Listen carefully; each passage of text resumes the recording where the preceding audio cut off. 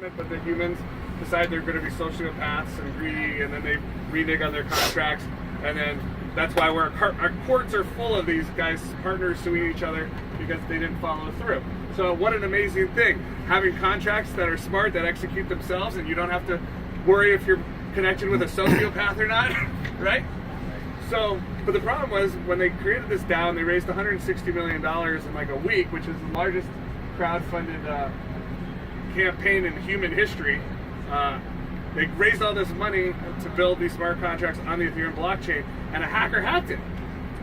So the hackers created a contract on the Ethereum DAO, which started leaking like millions of dollars worth of Ethereum to the hacker. And so he stole $160 million. So the guys are like, we're not going to reward this hacker. Because let's say the hack happened on January 1st. I don't remember the date. But let's say the hack happened on January 1st. And the blocks and the Ethereum blockchain are chugging away. So the hacker's like, hey, keep mining my blocks. So he sent out this letter to all the miners saying, I will share the spoils of my hack with you. I'll put $10 million aside to pay you guys keep mining my blocks. So some of the hackers and some of the miners were like, sure, I'll take some of the spoils. I'll keep mining your blocks. And the rest of the Ethereum miners were like, screw this guy. He's just stole $160 million. We're going to all go back to December 31st instead of January 1st.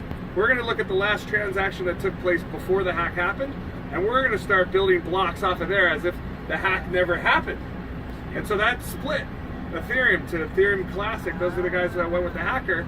And Ethereum, where all the miners said, screw this hacker, we're going to build our blocks over here as if the hack never happened. So that's how you split a blockchain.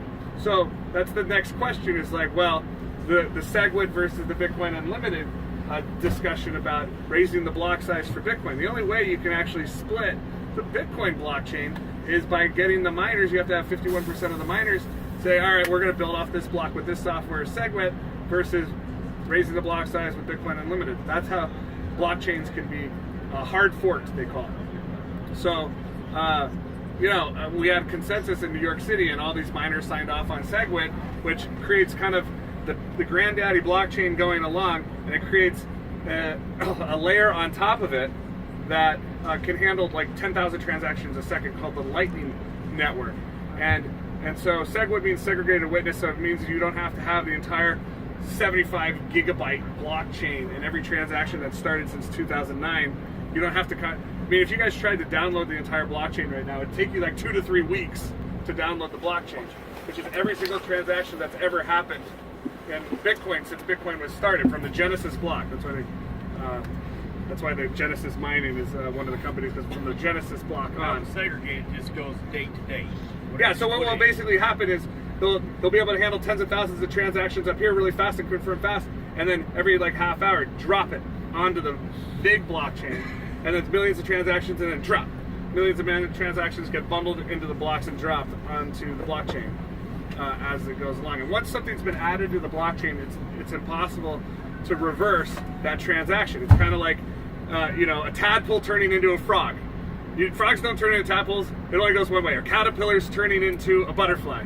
You never see a butterfly turning back into a caterpillar. When something's loaded to the blockchain, all these transactions are bundled, loaded to the blockchain, and then another block is added to the blockchain that's confirmed by all the miners. It's impossible to go back and reverse that transaction. That's what makes it so secure in terms of, you go to these corrupt countries, that have dictators that get into power and they're like, oh, you don't own this real estate anymore. Or no, you can hack elections. Well, with the blockchain, if we put an election up on the blockchain, it's an election that can never be hacked. A transparent election that can't be hacked, that alone is going to change the world. You're securing all your real estate on the blockchain to everything else. I mean, we always talk about the 2 billion people that can't even prove they exist, right? And 5 billion of those people can't even open bank accounts, right? So they've been blocked from doing any kind of business. With Bitcoin, we can give them a wallet right away. We can secure their identity, secure their election, secure their wallet, secure their real estate. It's going to absolutely change the entire planet. And we get to get a piece of everything because we're the ones that secure the blockchain, right? So that's why this is so exciting, and why the Bitcoin network is so strong, because like I was explaining, Ethereum is only like 17 terahashes because it's GPU chips, but because we got Bitcoin ASIC chips in there, 2 or 3 of those boxes, 2 or 3 of these things, in terms of computer processing power, can process more, is basically stronger than the entire Ethereum global network. Like 3 of these. In terms of processing, there's nothing bigger than the Bitcoin network. It's 100 times bigger than Google. There's nothing on Earth bigger in terms of computer processing power. And a lot of it's sitting in there. There's like 200 million, the equivalent of like 200 million laptop computers in there hashing away right now. You only saw one of the rooms. There's like 17 rooms that go forever, just loaded with this equipment. So, and you can, it's totally transparent, so you can see it. You can see it daily. On bitclubpool.com, you can check the pool stats and see where we are in terms of our computer processing power. But what I like to explain, because a lot of people, it blows their minds. They can't figure this out. So I always tell people, look, you know, like a megabyte is a picture. You know, you got 1,000 megabytes together, and that's a gigabyte. That's like downloading a movie or something. A movie's around a gigabyte, right? You got 1,000 gigabytes is a terabyte. 1,000 terabytes is a petabyte, right? Same in computer processing power. So you have a laptop computer, which is like 1 gigahash, right? That's a laptop. That's what most of our laptops are, maybe 1.5 gigahash. You got 1,000 laptops in a room, that's a terahash. 1,000 terahashes in a room, a petahash. That's 1 million laptops. 1,000 times 1,000 is a million, right? So 1 million laptops is a petahash. We have 200 petahash. That's like 200 million laptops. Chugging away 24/7 for us. Yeah. Print that money. That's just one location. There's some secret stuff. I should wait and let them talk about it. But basically, the next thing is like, we're going to start buying power plants. We're taking the world. I mean, that's basically what this is 2 tell 2 tell 2 tell 2 tell 2. Oh man. I mean, you can do a lot when you've got an army, right? I mean, that's the whole thing, is we're creating an army that's going to change the world. That's going to bring us everywhere, to all the corners of the world. Where else? What other business can you guys build where you're open for business 24/7 in all the countries of the world? No matter where you go, anywhere on Earth, you can make money. Get paid 7 That's what's so great about this freedom. You can go anywhere, do anything, you make money everywhere. And the spearhead of the whole thing is our 4+6. This is the leadership of all of BitClub, you know.